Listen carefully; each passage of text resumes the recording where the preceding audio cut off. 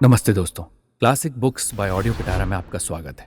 बेहतरीन audio book सुनने के लिए हमारा चैनल सब्सक्राइब करें और बेल आइकन दबाना ना भूलें ताकि आपको हर अपडेट मिलता रहे।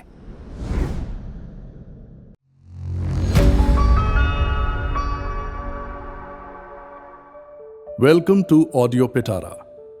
आप सुन रहे हैं टॉल्स्टॉय की कहानियां मेरी यानी कृष्ण उपाध्याय की आवाज में।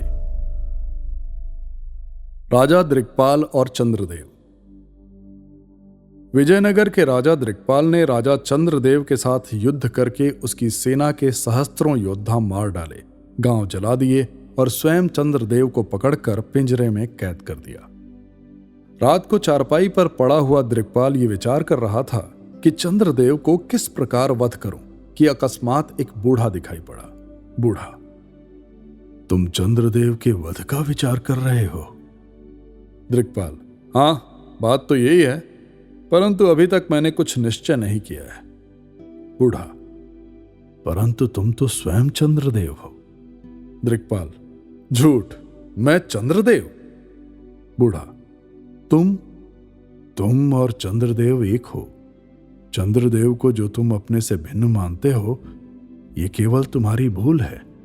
दृक्पाल, आप कहते क्या हैं? मैं यहां कोमल बिछौने पर पड़ा हूं, दास दासी मेरी सेवा में लगे हैं।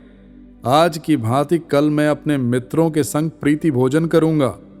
चंद्रदेव पक्षी की तरह पिंजरे में बंद है, कल वो कुत्तों से फड़वा दिया जाएगा। बूढ़ा, उसकी आत्मा का तो नाश नहीं कर सकते ना? दृक्पाल, वाह वाह, 14,000 योद्धा मारकर ढेर कैसे लगा दिया? मैं जीता हूं, वो मर गए, क्या इससे यह सिद्ध नहीं होता कि मैं आत्मा को नष्ट कर सकता हूं? बूढ़ा, ये आप किस तरह जानते हैं कि वे मर गए? दृक्पाल, इसलिए कि वे दिखाई नहीं देते। इस पर एक बात यह है कि उन्हें कष्ट हुआ और मुझे राज्य मिला। बूढ़ा, यह भी आपको भ्रम हुआ है। आपने उन्हें कष्ट नहीं दिया, वरन अपने आप को कष्ट दिया है। दृक्पाल, मैं आपकी बात नहीं समझा। बूढ़ा, आपको समझने की इच्छा है? दृक्पाल, हां, समझने की इच्छा है। बूढ़ा, अच्छा, तो आओ उस तालाब पर चलते हैं। तालाब पर पहुंचकर बूढ़े ने कहा कि वस्त्र उतार कर इस तालाब में उतर जाओ। जो ही मैं तुम्हारे सिर पर पानी डालने लगूं, तुम तालाब में गोता लगाना। राजा दृक्पाल ने वैसा ही किया। गोता लगाते ही उसने देखा कि मैं राजा दृक्पाल नहीं, कोई और हूं। पास ही एक सुंदर स्त्री लेटी हुई है। यद्यपि इस स्त्री को उसने पहले कभी नहीं देखा था, फिर भी उसे वो अपनी रानी समझ रहा था। स्त्री, प्यारे प्राणपति, कल की थकान के कारण आपको सोते सोते देर हो गई। मैंने आपको जगाया नहीं। अब आप उठिए, वस्त्र पहनकर दरबार में जाइए। राजे महाराजे आपकी राह देख रहे हैं। राजा दृक्पाल अपने आप को चंद्रदेव समझकर तुरंत उठकर दरबार में चला। वहां राजे महाराजे चंद्रदेव को देखकर अति प्रसन्न हुए और प्रणाम करके बोले, महाराज, हमको दृक्पाल बड़ा दुख दे रहा है। ये अपमान अब सहा नहीं जाता। आज्ञा दीजिए कि युद्ध की दुंदुभी बजाई जाए।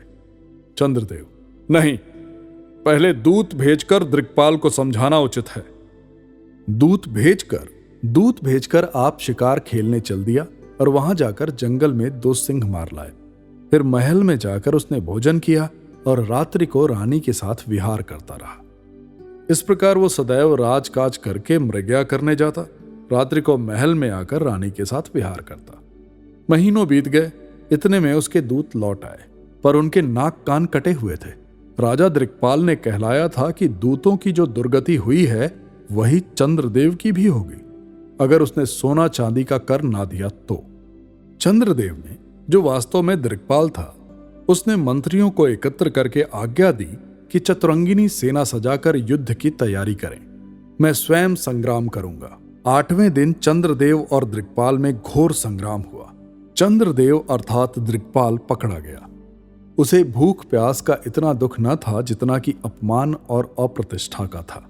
पिंजरे में बंद रहकर सदा अपने मित्रों और संबंधियों को बंधे हुए देखकर उसका मन बहुत दुखी होता और नित्य यही विचार करता कि शत्रु को किस प्रकार मारूं यहां तक कि जब उसने अपनी रानी के हाथ पांव बंधे देखे और ये जाना कि उसे दिक्पाल के पास ले जा रहे हैं तो वो क्रोध से जल उठा।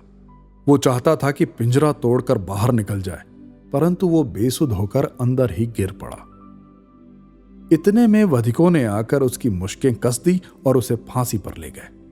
चंद्रदेव रो रो कर कहने लगा, मुझे मत मारो, मुझ पर दया करो।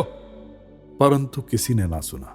फांसी पर लटकने को ही था कि उसे ध्यान आया, ओह, ये तो मेरा भ्रम है, मैं तो दिक्पाल हूं, ये तो स्वप्न है। वो जोर मारकर सिर बाहर निकालना ही चाहता था कि फिर सो गया और देखा कि मैं पशु बन गया हूं। अब वो पशु बनकर जंगल में चरने लगा। बच्चे उसका दूध पीने लगे। तब दिक्पाल ने समझा कि मैं हिरनी बन गया, परंतु इस अवस्था में बड़ा सुख मान रहा था। इतने में किसी शिकारी ने बच्चे को गोली मारी। बच्चा गिर पड़ा और एक भयानक मनुष्य ने आकर उसका सिर काट डाला। दिक्पाल ने भय से चौंक कर सिर बाहर निकाल दिया तो देखा कि बूढ़ा पास खड़ा है और वहां कुछ नहीं। दिक्पाल, ओहो, मैंने कितने साल पर्यंत कष्ट भोगा कि मैं कुछ वर्णन नहीं कर सकता। बूढ़ा, अभी तो आपने सिर डुबोया था, मेरा तो लोटा भी खाली नहीं हुआ। आप कहते हैं कि चिरकाल तक आपने दुख भोगा। विचार करो कि चंद्रदेव और जिन योद्धाओं और पशुओं को तुमने मारा है वे सब वास्तव में तुम ही हो। तुम ये समझ रहे हो कि आत्मा केवल तुम में ही है, परंतु मैंने तुम्हारा चोला बदलकर यह दिखला दिया कि दूसरों को कष्ट देने से वास्तव में तुम अपने को ही कष्ट देते हो। आत्मा एक है और सर्वत्र व्यापक है, उसी का एक अंश तुम में है। उस अंश को शुद्ध करना तुम्हारे वश में है। सबको अपनी आत्मा समझकर उनके साथ प्रेम करने से तुम्हारी आत्मा शुद्ध हो जाएगी। दूसरों को दुख देकर निज आत्मा को पालन करने से तुम्हारी आत्मा भ्रष्ट हो जाएगी। आत्मा अविनाशी है, जो मर गए वो तुम्हें दिखाई नहीं देंगे, परंतु आत्मा नहीं मरती। तुम दूसरों को मारकर अपनी आयु बढ़ाना चाहते हो, यह असंभव है। आत्मा छोटी बड़ी नहीं हो सकती, यह देश काल से परे है। उससे भिन्न जो कुछ दिखाई देता है वो सब भ्रांति मात्र है। ये कहकर बूढ़ा अंतर्ध्यान हो गया। अगले दिन दिक्पाल ने चंद्रदेव को छोड़ दिया और पुत्र को राज्य सौंपकर वन में तपस्या करने चला गया। अंतःकरण का मलमैल दूर करके अब दिक्पाल साधु वेश में प्राणी मात्र को देश देश फिरकर ये उपदेश करता है कि दूसरों का अपकार करना स्वयं अपना ही अपकार करना है। अभी तक आप सुन रहे थे टॉल्स्टॉय की कहानियां। ऐसी और कहानियां और ऑडियो बुक्स फ्री में सुनने के लिए डाउनलोड कीजिए ऑडियो पिटारा का ऑफिशियल ऐप। ऑडियो पिटारा सुनना जरूरी है। दोस्तों, आपको ये कहानी कैसी लगी हमें ज़रूर बताइएगा। लाइक और कमेंट कीजिए और अपने दोस्तों के साथ ये कहानी ज़रूर शेयर कीजिए। Thank you so much. Audio पिटारा सुनना जरूरी है।